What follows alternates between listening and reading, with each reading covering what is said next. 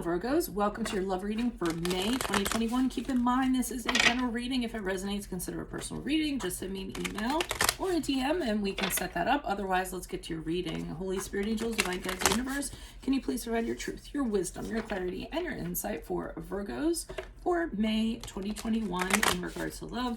What do you see? What do they need to know to reach your higher ground, become closer to universe and closer to divine through your messages?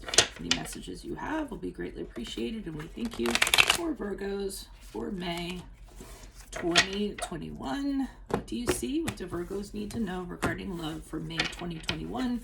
Can you show me the love energies that Virgo passed out of? What are we pushing out here? 2 cards. Okay, we have the Moon card in reverse and we have the World card in the upright. Make sure you click on the link below for your not your weekly extra, for your what is my love interest thinking or feeling, and in there I will also include something you do not know about them in addition to if they're interested in or seeing somebody else. Wow, you guys are out of there, huh? Ace of Swords in the upright for the energies for May 2021. In my playlist, check out my 2021 Sun Moon predictions. What is your ideal career based on your midheaven? What is your compatibility with your partner's sun sign? Those readings I do sporadically depending on time. So whatever is in there is kind of what you get. 4 of Pentacles is how you'll be moving out of May into June. Ask me a question on Instant Go. Check me out on Facebook, Instagram, and TikTok. Like, share, subscribe, or donate. Otherwise, let's get to this reading. So Virgos, it looks like the energies prior to May. Well, first of all, the Moon card is a card of Pisces. I know you guys like to hear what these cards are. But with the Moon card in reverse and the World card in the upright, I'm getting the sense that you're over and done with something. You kind of had this, all of a sudden it clicked and you were like, yeah, I don't need this anymore. So you pretty much wanted to end the cycle. You're very clear about it. You weren't even confused about it anymore. You realized how this connection was really kind of, affecting you in negative ways, that your life could be a lot better without it. And it's like you saw it all before you is what I'm kind of getting. So you decided to get that out of your life. There's real permanence to this with the World card in the upright, meaning that you're closing out the whole book, not just the chapter. You're deciding, you know what, I've gotten everything that I'm going to get out of this. You've hit a ceiling. You kind of want to wrap it up and you want to see what else is out there for you. I feel like you've felt like if you continue to stay in it, you're really not going to, there's nothing else to learn. There's no other experiences to be had. You'll just kind of be like, swirling around a stagnant pool. So you're like, I'm done. I'm over it, moving on. Doubly so with the Ace of Swords in the upright. For May, that's a card of, okay, this is the way I'm pointing forward. This is the way I'm going to go. You're being standing in your own truth, moving forward with incredible power. I like the Ace of Swords. To me, it's very cathartic. To me, it's, you're triumphing over your past. You're actually kind of cutting it out and moving forward. And you don't have any doubts at all. No doubts, no confusion. This is the right thing to do and you're kind of plowing forward. Now, the 4 of Pentacles is here as you move out of May into June, and the 4 of Pentacles to me is the I'm not sharing card. This guy's holding on to his pentacles. It's funny because he's sitting in a throne of bricks, which is really solid. So it's kind of like after you get out of this, you're in a very solid place and you're not about to kind of share anything with anybody. You might be focused a little bit more on your things. So, your property, your assets, your paychecks, things like that, and kind of holding on to them. That saying, you can't count on people, but you can count on you can count your money. That's what I'm kind of getting with that. So I don't feel like you're in any big rush to kind of fall into something else. Why is the Moon card here in reverse, the World card here in the upright for Virgos? Who's this person? What's this energy? Additional messages, please. Why the Moon card in reverse, the World card in the upright for Virgos energies prior to? Okay, the World card got the 4 of Swords in reverse. Why is the World card here in the upright? And that got the Hermit card in reverse. Yeah, so you know, after you had kind of this light bulb moment where you just saw how everything was affecting you and you weren't going to have it anymore, you're in a real rush to kind of get out of it. The Four of Swords to me is an urgency. It's kind of like, okay, I've been stagnant. I've kind of been swirling around this connection for a while, and you kind of made the decision, I need to get on this and get out of it. You know, time's a wasting, so to speak. So, you know, and you're tired of the connection. It's just burning you out, the energies you're kind of putting into it. Things aren't changing, so there's a level of frustration that kind of comes along with that. So, you know, you're real anxious, restless. You just want to move yourself out of it, or wanted to move yourself out of it. And with the Hermit card in reverse, that's your card, the card of Virgo, accompanying the World card. I'm kind of getting from that you want to cut yourself off from this person. You want to withdraw. You want to be alone. Not in a very nice way. The Hermit card in reverse to me is when you're really not using the time as you should. The Hermit card in the upright is more like, yeah, you know, I'm going to take a break. I'm going to use the time to think about things and reflect on things. I need time alone. You know, in this case, for me, the Virgo card is you're cutting it off entirely. You don't need to reflect. You're pretty sound in your decision.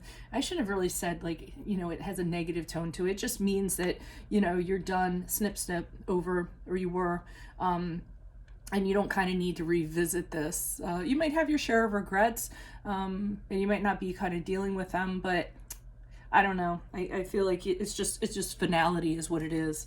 Why is the Ace of Swords here in the upright? Wow, I wonder if this person's going to be irritated that you moved on so cleanly and so quickly with so much clarity. Why is the Ace of Swords here in the upright for Virgos? Who's this person? What's this energy? Oh yeah, they're pissed. Oh, okay. See, I figured they kind of would be. Oh, they're coming back too. It's funny, like I read this stuff and I'm like, oh, it's like a much of a show, you know? So they're really mad. They're really upset. They have really negative emotions. I shouldn't say mad. It could be mad.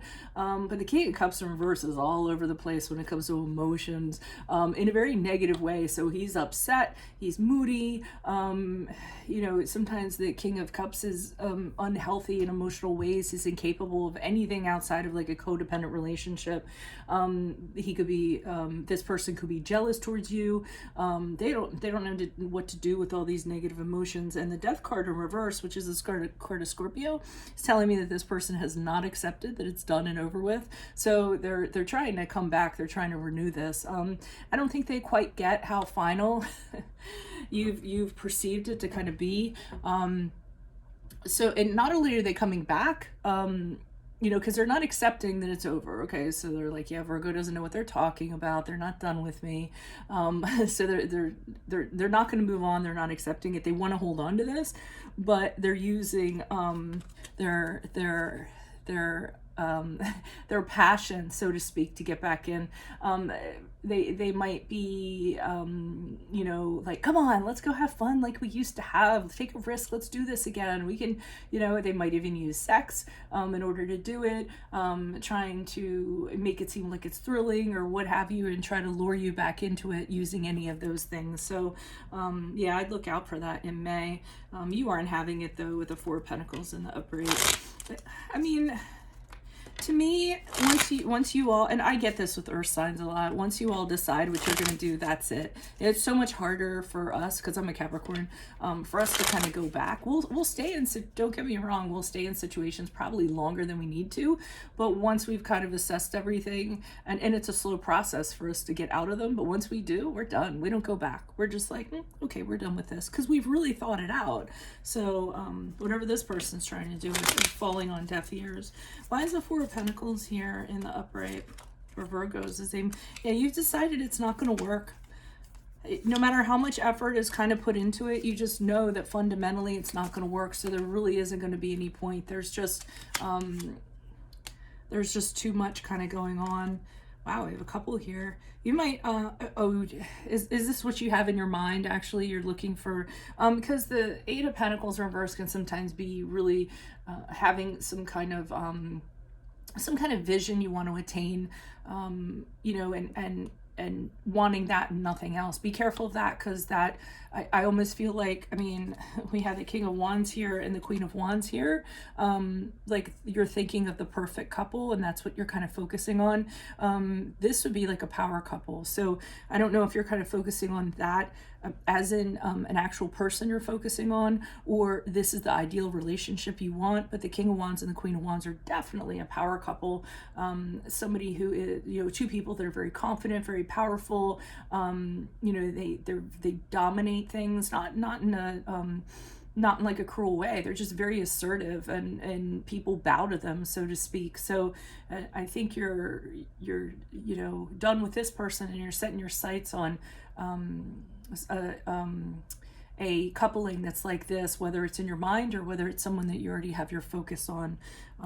You know, two people that kind of support each other and are power couple is what I keep on getting over and over again. So you might just be sitting tight for a while with your things.